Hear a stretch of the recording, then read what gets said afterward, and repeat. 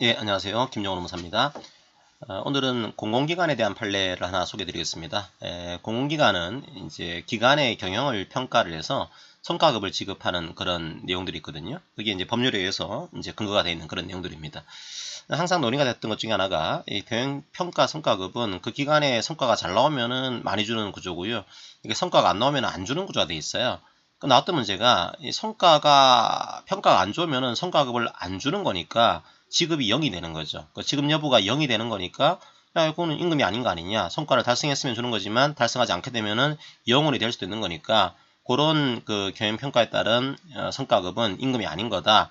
뭐 이런 논쟁이 지금까지 진행이 되어 온 겁니다. 이제 대법원에서 공공기관에 대한 경영평가 성과급에 대해서는 나름대로 입장을 정리를 한 것으로 판단이 됩니다. 그리고 이 경영평가 성과급은 향후에 민간기업 판례에서도 의미가 있는 형태로 나올 가능성이 존재합니다. 자, 그러면 사실관계를 한번 볼까요? 자, 한국감정원이 있습니다. 이 감정원에서 역시 이제 공공기관이니까 정부의 경영평가를 받게 돼요. 어떻게 하는가 하면 경영평가라고 하는 게 근거가 공공기관 운영에 관한 법률이 있어요. 이 법률에 따라서 이제 근거가 주어져 있는 거죠. 그리고 실적이 잘 나오게 되면 평가를 하는 겁니다. 실적 평가 결과에 따라서 잘 나오게 되면은 이제 그에 따라 성과급 지급률이 올라가는 것이고, 이게 잘 안 나오게 되면은 뭐 지급률이 떨어질 수 있어요. 경우에 따라서는 아예 지급이 안 될 수도 있습니다. 이제 정부가 평가를 했어요. 평가를 해서 성과급에 대한 지급률을 근거로 해서 기초로 해서 이 성과상여금을 지급을 하게 됩니다. 물론 한국감정원이 아닌 다른 기관은 성과가 안 좋은 그런 기관에서는 성과급이 이런 경영평가 성과급이 안 나올 수도 있어요. 자, 그런 상황인 겁니다.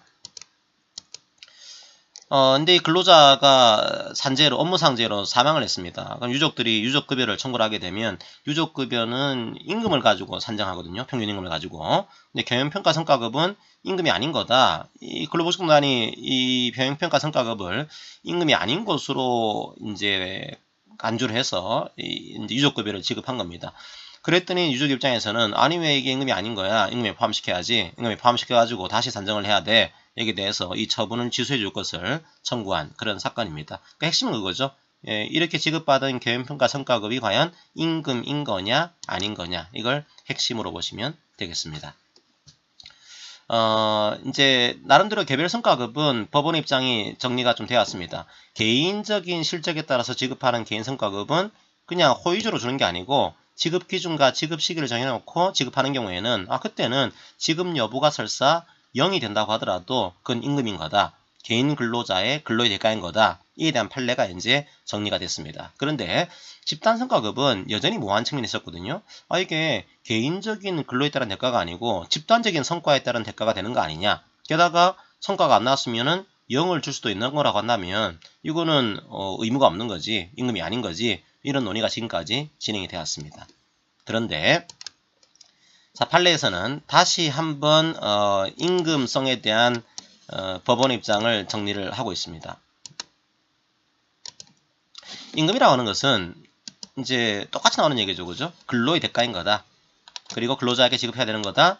그리고 이게 근로의 대가인지를 판단하기가 쉽지가 않으니까 우리 판례에서는 항상 지급 의무, 사용자에게 이 돈에 대한 지급 의무가 있는 거냐, 단체협약, 지역규칙 혹은 급여규정, 근로계약, 노동관행 등에 따라서 사용자가 지급을 해야 되는 거냐, 요걸 볼 것이고, 지급 형태가 계속적으로 정기적으로 지급되고 있는 거냐, 이렇게 지급되고 있으면 이 돈은 임금인 거다. 이게 우리 판례의 시각이에요. 그러면 이렇게만 지급되고 있으면 경영평가 성과급도 임금이다. 여기 이제 우리 판례의 시각인 겁니다. 근데 나왔던 문제가, 아니 그래도 성과가 안 나왔으면은 지급 여부가 0이 될 수도 있는 거 아닙니까? 그리고 성과가 잘 나왔으면 잘 주는 것이고 잘 안 나왔으면은 적게 주는 거니까 이건 달라지는 거죠. 그거는 근로의 대가가 아닌 거죠. 라고 했더니 이제 법원의 입장은 뭔가 하면, 중요한 것은 지급 의무다. 그리고 중요한 것은 지급 형태인 거다. 계속적으로, 정기적으로. 지금 이건 지급 의무가 있는 겁니까? 있는 거죠. 왜냐하면 이 조건을 달성했으면 그 돈을 지급을 해야 되는 거야. 설사 그 지급 여부나 지급률이 달라질 수 있다고 하더라도 지급 의무가 없는 것은 아닙니다. 지급 의무가 없는 것은 아니니까 지급 의무가 있는 거죠. 그죠? 예, 그건 근로의 대가로 지급된 거다. 그리고 어떤 게 언제 지급하고 있죠? 매년 계속적으로 정기적으로 이 돈을 지급하고 있는 겁니다.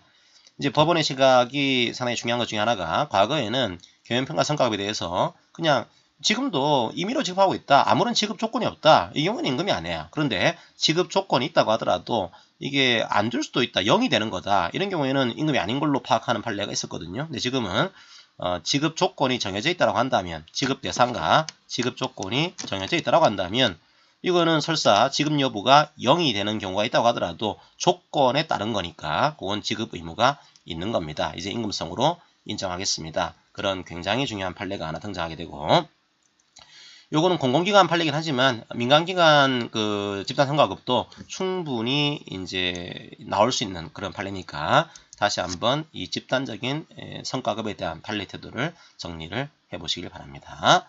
자, 오늘 강의는 이것으로 마무리하겠습니다. 고맙습니다.